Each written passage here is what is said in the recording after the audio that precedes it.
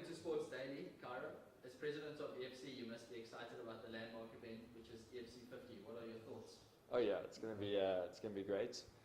Obviously, been building up to this for 6.5 years. We've put on some great fights. We've built up some great athletes, and obviously 50 is our milestone show, and we're hoping to put on the best and biggest show we've ever done.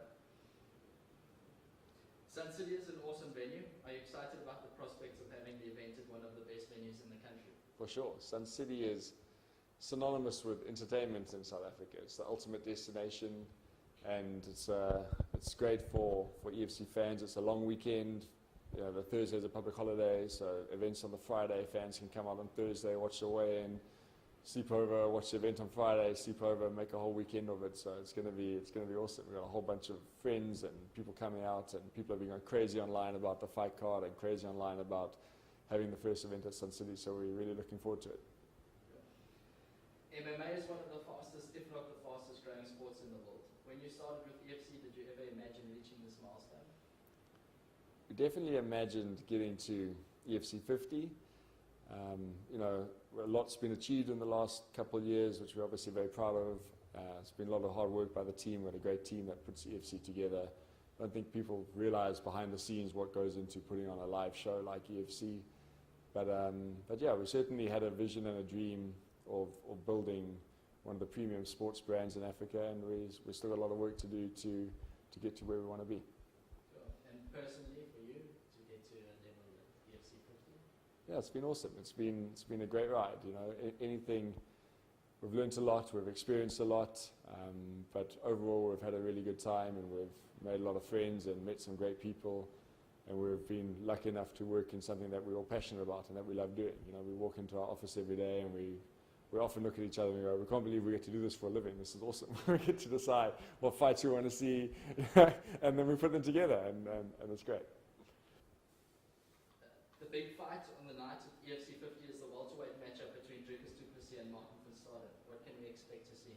Geez, Martin and Dricus, we can expect fireworks from that fight. Those two have been on a collision course for years. Martin's, I think he's the most experienced athlete on the EFC roster, had more fights than anyone. You got Dricus, who's a youngster, trying to break records, wants to be the youngest EFC champion in history. And the two of them are going to be fighting out kind of old guard versus new rising star. But both of them have knockout power. Both of them finish fights. They're both exciting. We had a media day a couple of weeks ago at Sun City. We're there for the night. We had Dricus and Martin there. We were walking around doing interviews and had a whole bunch of press with them. And the two of them were like circling each other, you know, keeping away, knew exactly where each other were the whole time. weren't getting too close, not making any eye contact. And on the last day, right at the end after the interviews, we did a face-off with the two of them, and it's on. That fight's on, and it's going to be great. In terms of the ladies, one of the big fights will see Shannon Power taking on Nicole Deseni from Italy. What can we expect? The female division gets so much interest.